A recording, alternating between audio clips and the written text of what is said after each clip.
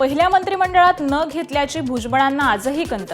माझाच्या मुलाखतीत छगन भुजबळांचं वक्तव्य. फडणवीस, तटकरे, पटोलेंना हिरवा कंदील, तरीही संधी हुकली, भुजबळांचा दावा. भुजबळ काही काळ अजित पवारांशी बोलत नव्हते. भुजबळांनी स्वतः दिली माझाच्या मुलाखतीत माहिती. मुंडेंना क्लीन चिट मिळाल्यास मंत्रिपदाचा राजीनामा देण्याचंही तयार, भुजबळांचं महत्त्वाचं विधान. खरी शिवसेना ही बाळासाहेब ठाकरेंचीच, माझाच्या मुलाखतीत मंत्री छगन भुजबळांचं वक्तव्य. वारंवार पक्ष सोडण्याची इच्छा झाली, मंत्री छगन भुजबळांचं माझाच्या मुलाखतीत वक्तव्य.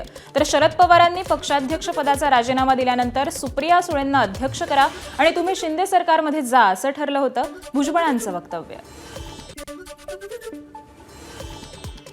मराठी माणसासाठी सर्व काही बाजूला ठेवून एकत्र यावं लागलं, ही उद्धव ठाकरे यांची भूमिका. खासदार संजय राऊतांचं मनसे शिवसेना युतीबाबत मोठं वक्तव्य. उद्धव ठाकरेंची मनसे आणि दिलसे भूमिका असल्याचंही वक्तव्य. एकत्र यायच्या गोष्टी दिसेलेच करायच्या असतात, दिलसेच करायच्या असतात. राज आणि उद्धव ठाकरे यांच्या एकत्र येण्यावर सुप्रिया सुळेंची मिश्कील प्रतिक्रिया. राज ठाकरे युतीबाबत अद्याप काहीही बोललेले नाहीत, मनसे नेते यशवंत किल्लेदार यांची प्रतिक्रिया. तर युतीबाबत उद्धव ठाकरे आणि राज ठाकरे दोघं भाऊ निर्णय घेतील असंही वक्तव्य. राजकीय निवृत्तीबाबतचं वक्तव्य गमतीनं केलं असल्याचं सांगत दीपक केसरकरांचा युटर्न. पुढील काळात आमदारकी नाही तर राज्यसभा आणि विधान परिषद लढवण्याची आपल्यात ताकद असल्याचं सांगत राजकारणात कायम राहण्याचे संकेत दिले. राजकीय हेतू असलेल्यांना ठाकरे कुटुंब एकत्र आल्याचं पटणार नाही, पण आम्हाला ठाकरे कुटुंबीय एकत्र आल्यावर नक्कीच आनंद होईल, खासदार निलेश लंके यांची प्रतिक्रिया. महिला आयोगाच्या माजी अध्यक्षा ज्या पद्धतीनं सामाजिक संस्थांच्या आयोगांच्या कामांशी जोडायच्या, तीच पद्धत सध्याच्या अध्यक्षांनी अवलंबावी, नीलम गोरेंचा रुपाली चाकणकरांना सल्ला. रोहिणी खडसेंकडून रुपाली चाकणकरांच्या राजीनाम्याची मागणी. महिला प्रदेशाध्यक्षपद सांभाळताना महिला आयोगाच्या कामाकडे लक्ष द्यायला वेळ नसल्यानं चाकणकरांचा राजीनामा घ्या, पत्राद्वारे रोहिणी खडसेंची मुख्यमंत्र्यांकडे मागणी. मयुरी जगतापच्या तक्रारीची राज्य महिला आयोगानं वेळीच दखल घेतली असती तर आज वैष्णवी सुद्धा जिवंत असती, अंजली दमानी यांनी राज्य महिला आयोगाला सुनावलंय. मयुरी जगतापच्या कुटुंबानं राज्य महिला आयोगाला लिहिलेलं पत्र समोर. हगवणे कुटुंबियांकडून अत्याचार होत असून संरक्षण देण्याची मागणी केली. 6 नोव्हेंबर 2024ला महिला आयोगाला लिहिलं होतं पत्र. पिंपरी पोलिसांच्या निष्काळजीपणामुळेच निलेश चव्हाण फरार. कसपटे कुटुंबियांचा आरोप. फाटकच्या फार्म हाऊसवर हगवणे असल्याचीही माहिती आम्ही दिली होती, कसपटेंची माहिती.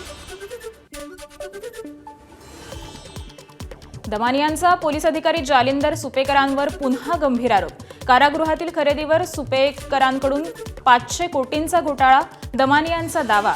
दमानी यांनी पत्रकार परिषदेत ऐकवली सुपेकरांची ऑडिओ क्लिप.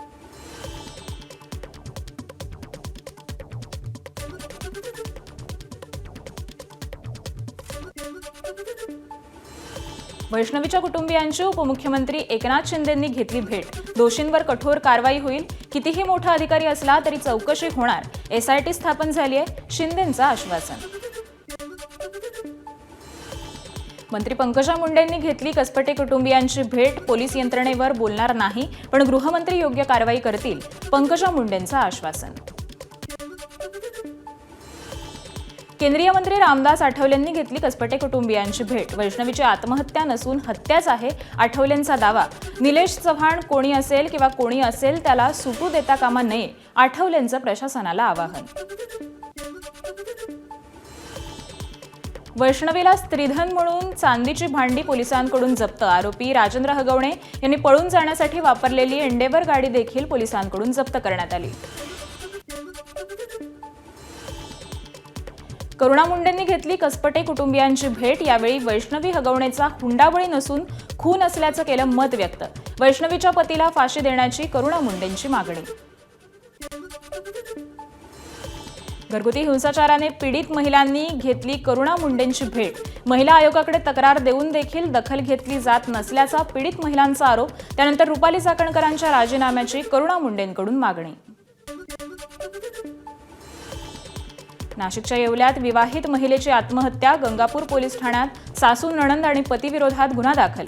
विवाहितेला सासऱ्यांकडून त्रास देण्यात येत होता, नातेवाईकांनी केला आरोप. नाशिकमध्ये भक्ती गुजराथी या विवाहितेची आत्महत्या. गंगापूर पोलीस ठाण्यात सासू, सासरे, नणंद आणि पती यांच्या विरोधात गुन्हा दाखल. आपल्या मुलीला न्याय द्या. येवल्यात भक्ती गुजराथीच्या अंत्ययात्रेला झळकले फलक. सोलापूर बीड महामार्गावर धावणाऱ्या बस भर पावसात वायपर आणि हेडलाईट बंद. बस चालवताना ड्रायव्हर आणि महिला कंडक्टरची तारेवरची कसरत. नागरिकांचा जीव मुठीत घेऊन प्रवास. प्रशासनाचं मात्र दुर्लक्ष. आदिवासी विकास विभागाचा 335 कोटींचा निधी लाडक्या बहिणींसाठी वळवला. शासन निर्णय जाहीर. या निर्णयाचा फटका विभागाच्या योजनांवर बसणार. याआधी सामाजिक न्याय विभागाचा निधी देखील वळवण्यात आला होता. लोकांना खोटे आरोप करायची सवय झाली आहे. राष्ट्रवादी नेते प्रफुल्ल पटेल यांची निधी वळवण्याच्या प्रकरणावर प्रतिक्रिया.